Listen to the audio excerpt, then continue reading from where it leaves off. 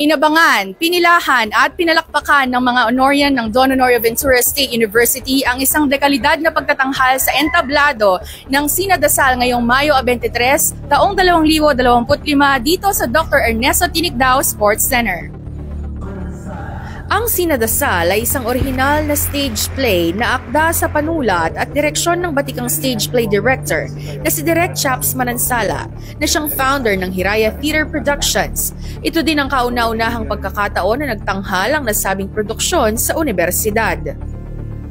Layunin ng programa na magbigay inspirasyon at aral na siyang pumukaw sa damdamin at puso ng mga manonood.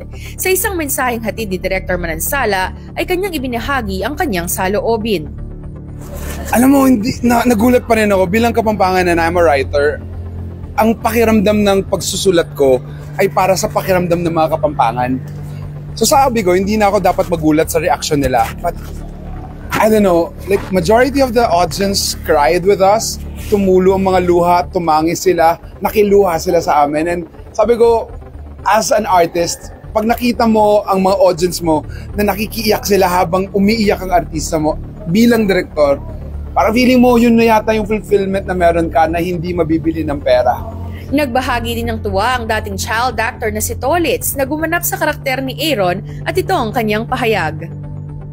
Hello everyone, ako po si PJ Tolitz Forbes. Ako po ay gumaganap bilang Aaron dito po sa aming stage play na Sinadasal na binibigay po sa inyo ng Hiraya Theater Production.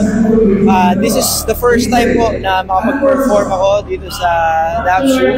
And I'm very happy and I'm very pleased kung paano po kami tinanggap ng audience and napaka-warm ng pag-welcome po at pagtanggap nila doon sa aming istorya na Sinadasal.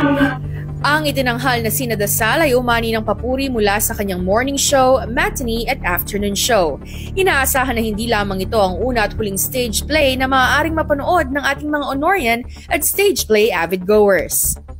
Mula sa Public Relations and Industry Linkages Office para sa Radyo Escolar at para sa pagpapayabong ng teatro at lokal na sining at kultura, ako po si Bianca Habon, nag-uulat.